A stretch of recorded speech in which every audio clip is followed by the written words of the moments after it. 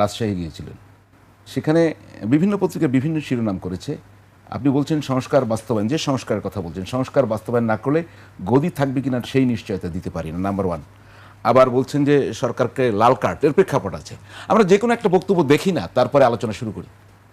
দেখি আমরা আমরাও আজকে তারেক রহমানের কাছে চ্যালেঞ্জ ছুড়ে দিতে চাই, বাংলাদেশে যদি আপনি সংস্কার বাস্তবায়ন না করেন তাহলে বাংলাদেশে আপনার গতি থাকবে কিনা সে নিশ্চয়তা আমরা দিতে পারি না। আচ্ছা, তো আপনাদের কাছে কি নিশ্চয়তার প্রয়োজন আছে তারেক রহমানের? সেই জায়গা থেকে যদি শুরু করেন তার গদি রক্ষার। 70% মানুষ ভোট দিয়েছিল যে সংস্কার বাস্তবায়ন করার জন্য। এই ইলেকশনটা একটা প্যাকেজ ছিল। এটাতে আমাদের কথা হয়েছিল যে রিফর্মের জন্য আমাদের ইলেকশন, অর্থাৎ গণভোটে হ্যাঁ এবং না, সাথে সাথে এটা কিন্তু অনেক দিন পরে এই ধরনের বাংলাদেশে ইলেকশন হয়েছে এবং এই ধরনের ইলেকশন বাংলাদেশের রিয়ার। অর্থাৎ এটাতে বাংলাদেশের মানুষের ভাগ্য পরিবর্তন হয় এবং মানুষ স্বপ্ন দেখেছিল বাংলাদেশের নতুন একটা চিত্র তারা দেখবে এবং মানুষের সন্তানগুলো যে আহত হয়েছে, শহীদ হয়েছে, সেই স্মৃতি এখনও মানুষের মাঝ থেকে যায়নি। এই যে আমাদের একজন সহযোদ্ধা, আমি যখন এখানে কথা বলছি, তার জানাজার নামাজ হলো শহীদ মিনারে হচ্ছে, কারিনা আপুর, আমরা তার প্রতি সমবেদনা জানাচ্ছি এবং তাকে নিয়ে আওয়ামী লীগের হায়নারা অনেক নোংরা কথা বলেছে। তো ইনশাল্লাহ বাংলার মাটিতে তাদের বিচার হবে।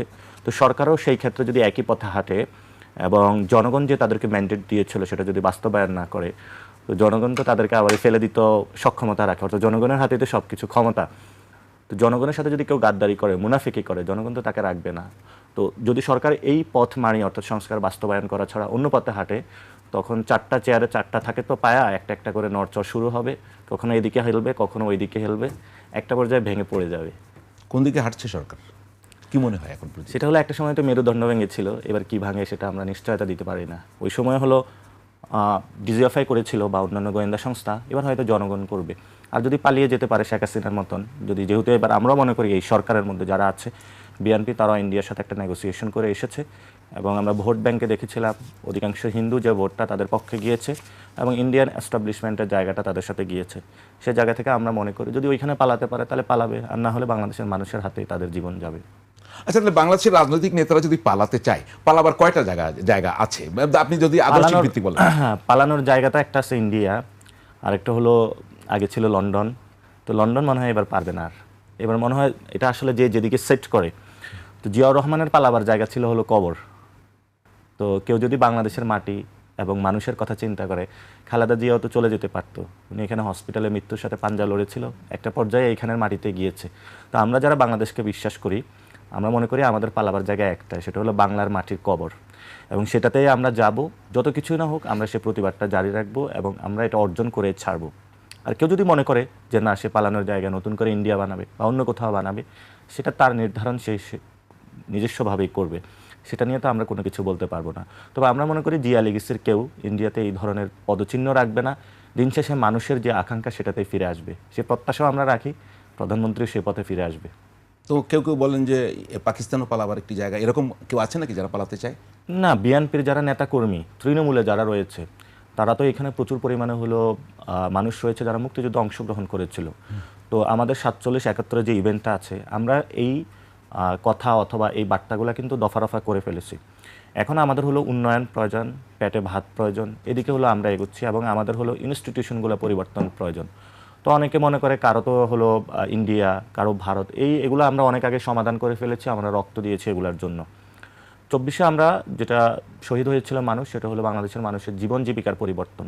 অনেক মানুষ দুঃখে কষ্টে আছে, সে মানুষগুলো এসেছিল পরিবর্তন হবে, সেই পরিবর্তনের পথে সরকার হাঁটছে না। এবং সেখানে আমি বলেছিলাম লাল কার্ডের কথা, সরকার অনেকগুলো কার্ড দিচ্ছে, সেখানে প্রায় 17,000 কোটি টাকা হলো কার্ডে সরকার নিয়ে যাচ্ছে। যে বাজেটটা সরকার করছে সেটা হলো এডিপির যে বরাদ্দ, সেটা থেকে হলো সরকার এখানে ট্রান্সফার করছে। তো যারা ইকোনমিস্ট তারা তো বুঝবে, এডিপির থেকে যদি অন্য জায়গায় সরানো হয় তাহলে তো আমাদের অনেক জায়গায় উন্নয়ন জায়গাটা বাধাগ্রস্ত হবে। সাথে সাথে মোদী সরকার কিন্তু আধার কার্ড থেকে শুরু করে মমতা সরকারও কাজ করেছিল। তো পশ্চিমবঙ্গের সরকারের এই কার্ডগুলো কিন্তু পরিশেষে কাজে লাগায়নি। আমাদের সোশ্যাল সেফটি নিডসের অনেকগুলো এখনও প্রজেক্ট চলমান আছে, সেটা সরকার কম্বাইন করে কার্ডের মাধ্যমে নিয়ে যাচ্ছে। তো আমরা সেখানে দুইটা প্রশ্ন তুলেছিলাম, একটা হলো এই কার্ডগুলো কি বিএনপির যারা দলীয়, যেভাবে হলো ব্যাংকে হলো একজন কি যেন ঋণ খেলাপিকে নিয়োগ দিয়েছে, তারপরে হলো ভার্সিটিতে হলো লাগা ধান লাগা বিসিরে নিয়োগ দিয়েছে, এই ধরনের মানুষদের কাছে কার্ড যাবে নাকি আসলে প্রান্তিক লেভেলের যারা আসলে অসহায় তাদের কাছে যাবে, সে প্রশ্নটা করেছিলাম। সরকারের যদি বরাদ্দ সরকার যদি কার্ডের মাধ্যমে দিতে পারে সেটা তো ভালো। তো আমি বলেছিল সরকার যদি কার্ডে মানুষের কাছে টাকা না যায়, শুধু মানুষের বিএনপির লোকদের কাছে যায় বা দলীয় লোকদের কাছে যায়, গুন্ডা বাটপাটদের কাছে যায়, চাঁদাবাজদের কাছে যায়, তখন তো মানুষ এখানে হলো লাল কার্ডে হলো ঘর থেকে নিয়ে এসে তাদেরকে লাল কার্ড দেখাবে। আপনার লাল কার্ডের বক্তব্যটা কি আছে নাকি একটু শুনি। আসে তাহলে আমরা একটা কার্ড বানাবো, সেই কার্ডের নাম হলো লাল কার্ড, যে লাল কার্ডটা আমরা সরকারের হাতে ধরিয়ে দিব। এই কার্ডে যদি টাকা না আসে তাহলে আমরা একটা কার্ড বানাবো, সেই কার্ডের নাম হলো লাল কার্ড, যে লাল কার্ডটা আমরা সরকারের হাতে ধরিয়ে দিব। এই লাল কার্ড তৈরিতে ধরেন সরকারের কার্ডে তো আপনি বলছেন এডিপি থেকে টাকা যাবে বিভিন্ন জায়গায়, আপনি বলছেন যে ভারতে আধার কার্ড টার্ড ছিল, ওগুলা আসলে খুব সাকসেসফুল প্রজেক্ট হয়নি। যাক, তো আপনাদের লাল কার্ডে কারা বিনিয়োগ করবে?